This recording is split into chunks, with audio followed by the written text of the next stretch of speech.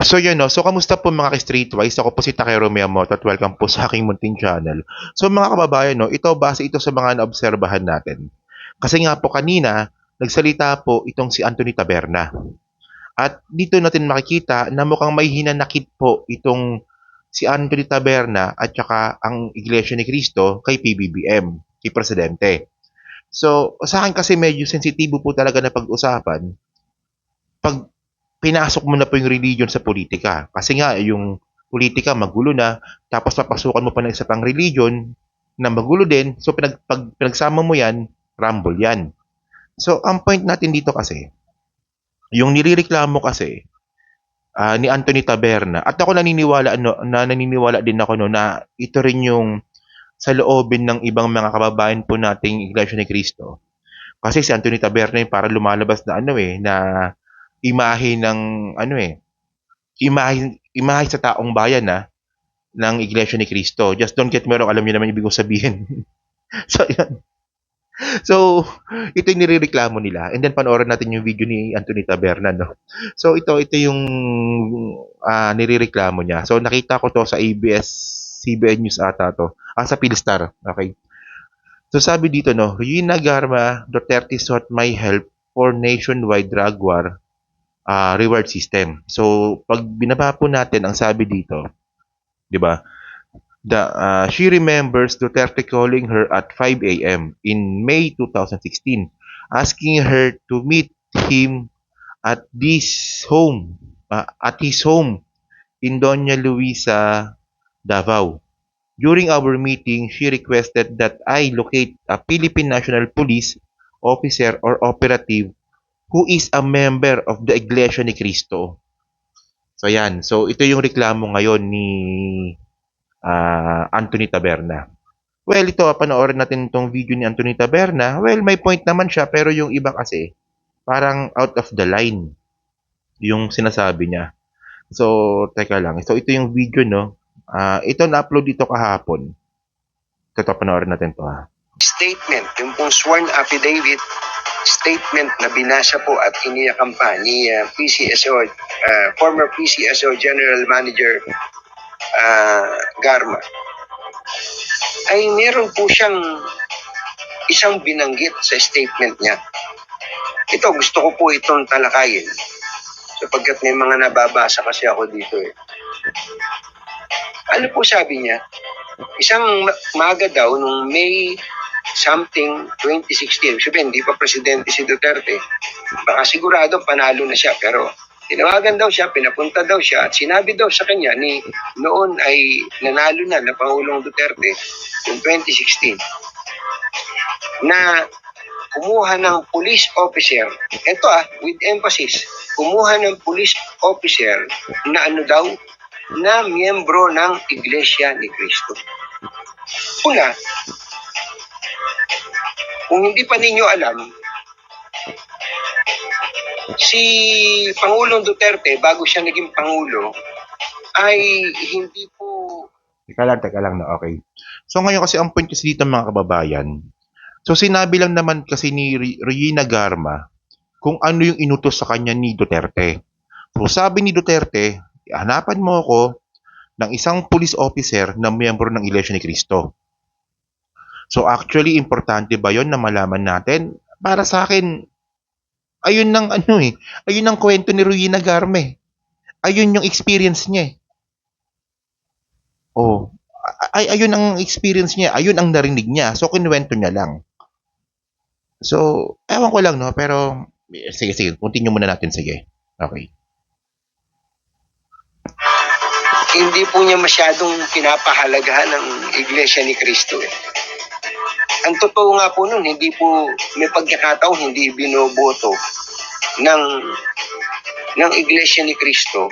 Ito pong si Mayor Duterte noon. Kaya nga, minumura din niya ang Iglesia ni Cristo eh. Ngayon, para sabihin niya, kung totoo man yun, na kumuha ng police officers ng mga Iglesia ni Cristo, salita ni Garma yon na di umano inutos ni Pangulong Rodrigo Duterte. Pangalawa, Wait lang, no? So, ito na, ito na. Ito yung sinasabi ko eh. So, actually, no, ako nasa abroad pa ako noon eh. I think 2017 ata yun, no? Actually, hinahanap ko talaga yung video, hindi ko na talaga siya makita. Kasi, ewan ko lang, press 1 nga dyan sa mga nakaalala. Para baka sabihin ninyo, niloloko ko kayo eh. So, I think 2017 yun or 2018. Meron pong kinukwento si Duterte na, ano, naghahanap talaga siya ng Iglesia ni Cristo na police officer. Sinabi niya yun eh, hindi ko lang talaga maalala kung ano eh, kung anong event yun eh. Kung malaman ko lang kung anong event yun, makikita ko yung video na yan. So, hanap ako ng hanap kanina at naalala ko talaga na sinabi talaga ni Duterte yan na kailangan niya talaga ng police officer na Iglesia ni Cristo. So, ano bang gusto kong sabihin dito? Mga kababayan, hindi lang po kasi ito salita ni Garma. Salita din po kasi ito ni Digong. 'Di ba? So alam ko ano eh maraming miyembro ng Iglesia ni Cristo na medyo nalilito ngayon kung bakit ganyan yung nangyari, kung bakit pinangalanan ang Iglesia ni Cristo nung affidavit nga po ni Rina Garma. Para sa akin wag tayo masyadong malisyoso doon. Ang kailangan sumagot diyan si Digong. Ayun yun eh. Hindi si Regina Garma ang kailangan sumagot diyan. Kasi po ito po ay statement po ni Digong. Iyan po ang inutos ni Digong kay Regina Garma. So dito sinabi lang po ni Regina Garma yung inutos sa kanya ni Duterte. O kapag kasi ang point dito no, pag hindi sinulat ni Regina Garma yung mga details na naalala niya at meron siyang tinanggal doon. So, ang point kasi doon, baka mabutasan kasi si Regina Garma. Nagsabi na nga ng totoo yung tao, and then mabubutasan pa kasi nga hindi niya binanggit yung Iglesia ni Cristo. 'Di ba? So nakuha niyo yung point ko mga kababayan. Kung nagtatanong yung mga kapatid po natin sa Iglesia ni Cristo kung bakit nabanggit yung inyong paniniwala, so ang dapat na sumagot dito si Duterte, 'di ba? Oh, sige. Agree ba kayo doon? Sige, continue tayo. Continue. Sige. Pangalawa,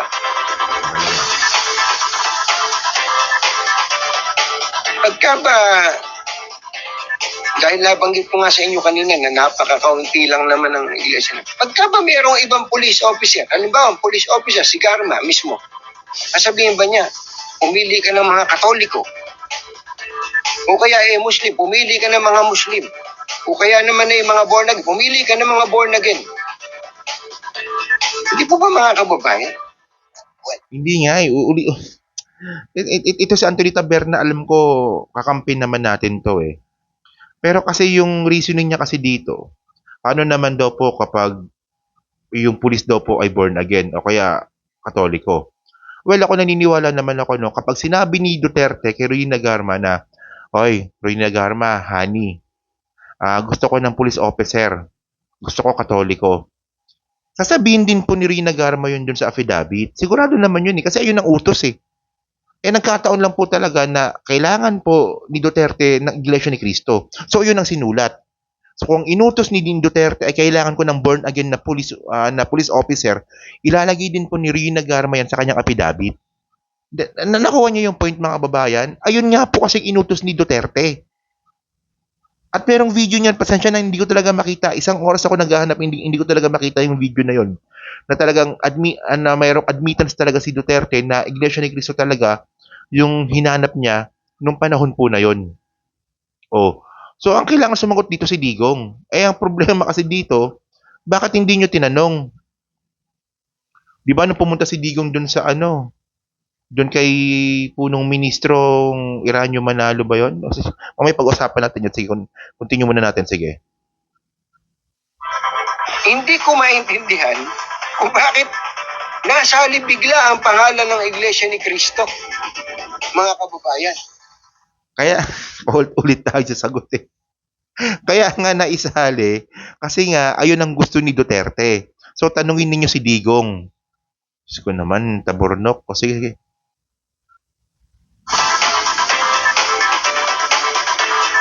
Bakit nagkaganon? Kaya nagtataka ako, Kung bakit sa statement ni Garma, ano ba gusto nilang sabihin? Gusto ba nilang sirain ang Iglesia ni Cristo? Kasi wala siya sa, wala siya sa... Actually, parang hindi ganun ang nakita ko, no? Hindi dyan sa team replay. Kayo ba, ganun din ba yung napansin ninyo? Doon ba sa statement ni Garma, ang intention ba ay sirain ang Iglesia ni Cristo? Parang hindi ko naman siya nakitang ganun. In my own opinion, in my own opinion. So, nung una kong narinig yung sinabi ni Rina Garma, kasi nanonood ako ng live nun na ang hinahanap ni Duterte ay sa Iglesia ni Cristo na police officer, naisip ko lang, okay, Iglesia ni Cristo, ang tanong ko lang bakit? Walang paninira doon, hindi ko siya nakitang paninira eh. So ngayon, kung may mga tanong talaga kayo dito, si Duterte tanungin ninyo. Okay, ang problema ni Duterte, hindi siya umaattend ng Quadcom. Oh, takot ata. O sige, continue.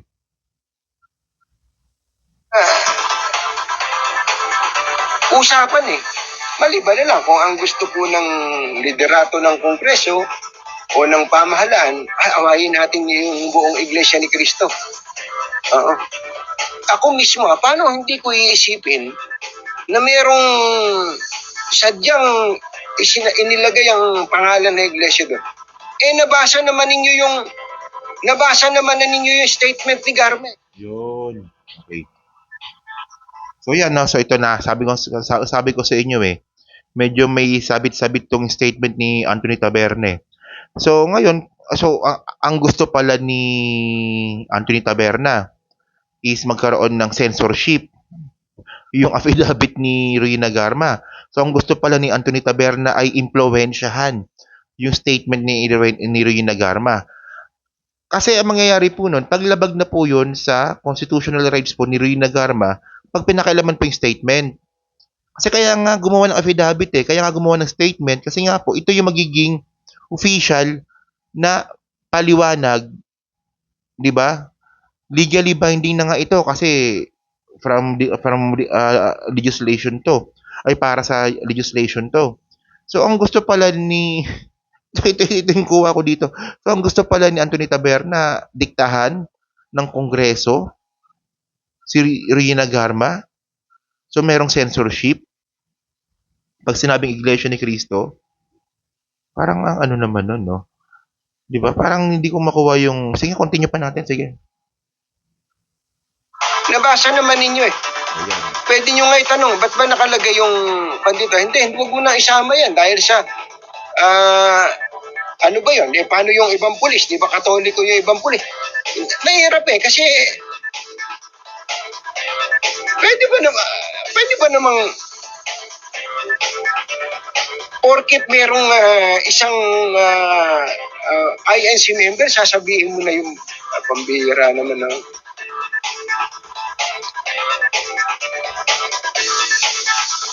yan na sinasabi ko. Walang ganunan. Walang ganunan.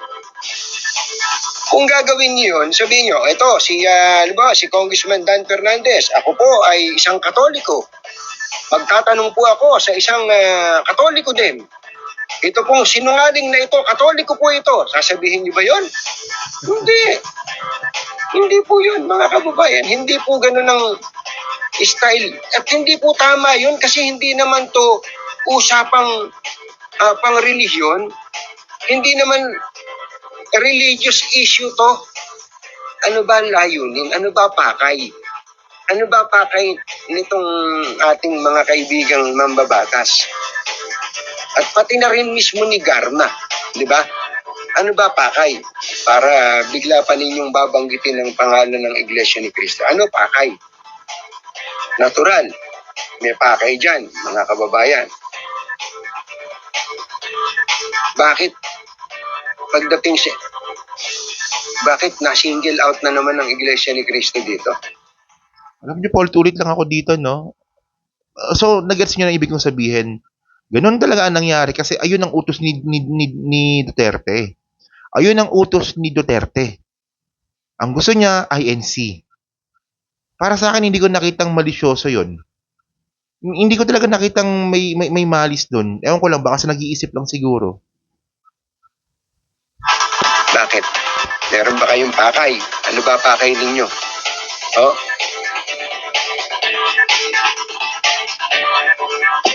Anyway, mga kababayan, bakit yung kailangan banggitin yun?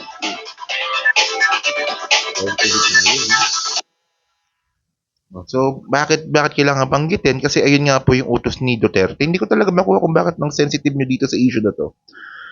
So, ngayon, kasi ito may mga picture ng lumabas, no? So, 2 days ago, former President Rodrigo Duterte and Senator Bongo meet with Iglesia ni Cristo Executive Minister Eduardo Manalo. So, Eduardo Manalo pala. So, actually, yung picture na yun, mga kababayan, ito lang, no? Napansin ko kasi talaga na itong Iglesia ni Cristo, hindi sila nagpapapicture kapag wala pang campaign period. Kung katatapos lang po ng pag-file ng COC, base po sa mga naobserbahan natin, hindi talaga sila nagpapapicture. Nagpapapicture na lang po yung Iglesia ni Cristo po na yan kapag malapit na yung election at kung kailangan na po sila at kung kailangan na po nilang mag-decide kung sino yung susuportahan nila. Ito medyo unusual sa akin ito kasi nga nagpa-picture sila katapos lang po ng filing ng COC. Ewan ko lang kung malisyoso ako pero ayun ang napansin ko Okay. So yun. So yun mga ka-streetwise na. So kayo po ano pong masabi nyo nga po dito sa reaction nga po ni Anthony Taberna. So sa tingin nyo ba medyo overacting lang si Anthony Taberna o meron siya talagang meron siyang karapatan. Actually, meron naman siyang karapatan or meron siyang sapat na dahilan para sabihin po itong mga bagay na to. Okay. So yun so yun ang gusto ko pong malaman po sa comment section. No? So yun no. So pa-comment lang po sa baba at binabasa ko pong lahat yan.